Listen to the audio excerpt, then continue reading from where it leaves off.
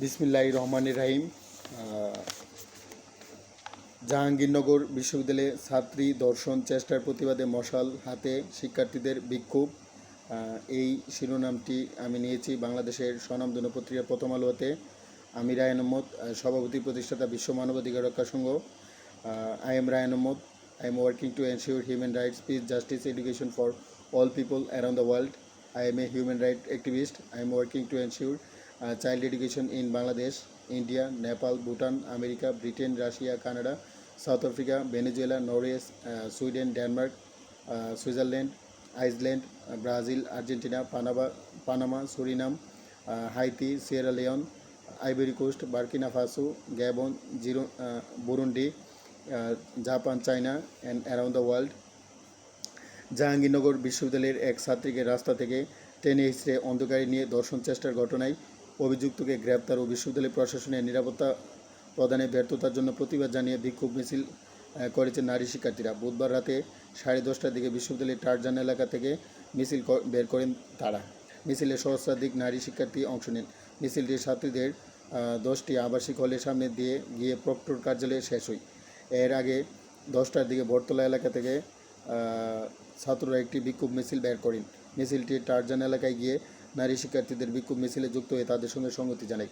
জাহাঙ্গীরনগর বিশ্ববিদ্যালয়ে এক নারী শিক্ষার্থীকে যৌন হয়রানির যেই ঘটনা ঘটেছে, আমি রায়ান আহমদ এবং বিশ্ব মানবাধিকার রক্ষা সংঘ এই যৌন ঘটনা, নারীর প্রতি যৌন সহিংসতা, যৌন নির্যাতনের প্রতি, সেক্সুয়াল হ্যারাসমেন্টের প্রতি তীব্র নিন্দা জানাই এবং Bangladesh, India, Nepal, Bhutan, America, Russia, Canada, France, Italy সহ সারা বিশ্বে নারীর প্রতি যৌন সহিংসতা, যৌন নিপীড়ন কীভাবে বন্ধ করা যায় সেই জন্য কাজ চালিয়ে যাচ্ছি। আমার একটি স্বপ্ন, সারা বিশ্বের সকল নারীর প্রতি যৌন সহিংসতা, যৌন নিপীড়ন, যৌন নির্যাতন এবং সেক্সুয়াল হ্যারাসমেন্ট বন্ধ করা। নারীর জন্য নারীর ক্ষমতায়ন কীভাবে নিশ্চিত করা যায় সেজন্য আমি Rayan Ahmad academy, Rayan Ahmad peace foundation, Rayan Ahmad education fund, বিশ্ব মানবাধিকার রক্ষা সংঘ বা world human rights preservation organisation এর মাধ্যমে 2016 সালেতে কাজ চালিয়ে যাচ্ছি।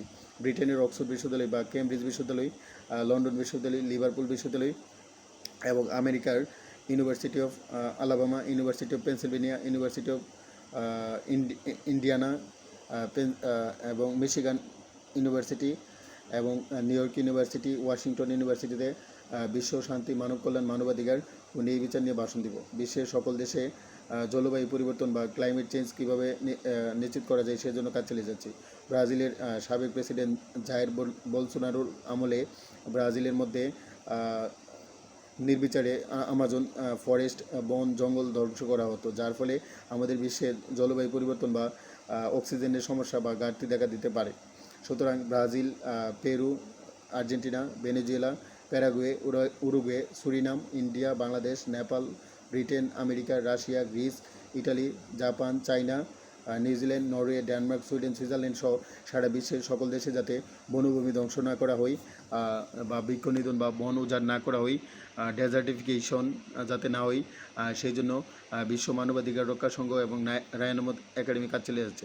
বিশ্বের সকল দেশে জলবায়ু পরিবর্তন মোকাবেলার জন্য কাজ চালিয়ে যাচ্ছি, ক্লাইমেট জাস্টিস বা ক্লাইমেট চেঞ্জ মোকাবেলা করার জন্য কাজ চালিয়ে যাচ্ছি এবং বিশ্বের সকল দেশে বর্ণবাদ বা রেসিজম কীভাবে মোকাবেলা করা যায় সেজন্য কাজ চালিয়ে যাচ্ছি।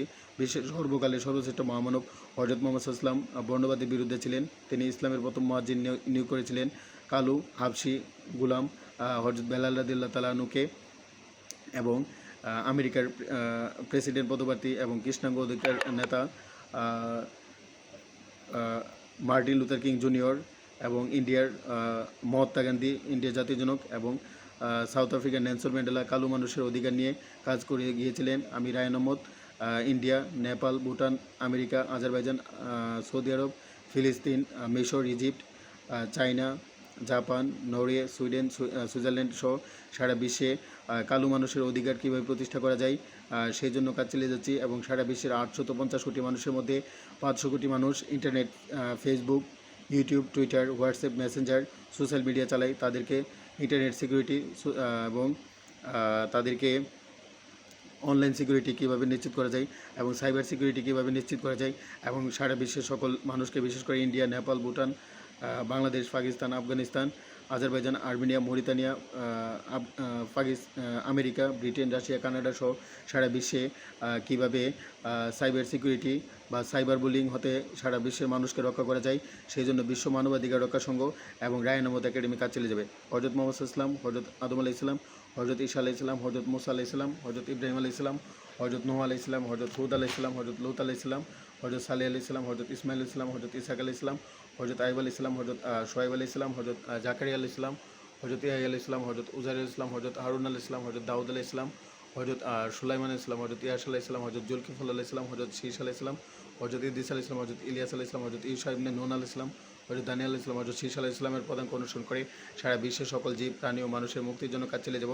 এবং ব্রিটেনের অক্সফোর্ড বিশ্ববিদ্যালয়, কেমব্রিজ বিশ্ববিদ্যালয়, আমেরিকার হার্ভার্ড বিশ্ববিদ্যালয়, স্ট্যানফোর্ড বিশ্ববিদ্যালয়, প্রিন্সটন বিশ্ববিদ্যালয়, Syracuse University, Indiana University, Pennsylvania University, Virginia University, Texas University, Michigan University, South Florida University এবং নর্থ ক্যারোলিনা ইউনিভার্সিটিতে এবং সাউথ আফ্রিকাতে, ইটালিতে বিশ্বশান্তি, মানব কল্যাণ, মানবাধিকার ও ন্যায় বিচার নিয়ে ভাষণ দিব। এবং আমেরিকার এবং আমাদের এই বিশ্ব মানবাধিকার রক্ষার সঙ্গে যে প্রচারণা, তা আমরা রাশিয়াতে, ইউক্রেনে, সৌদি আরবে, ইরানে, ইরাকে, জাপানে, চায়নাতে বিস্তৃত করতে চাই এবং নরওয়ে, ডেনমার্ক, সুইডেন, সুইজারল্যান্ডে বিস্তৃত করতে চাই। আমার একটি স্বপ্ন সারা বিশ্বের সকল জীব, প্রাণী ও মানুষের মুক্তির জন্য কাজ চালিয়ে যাওয়া।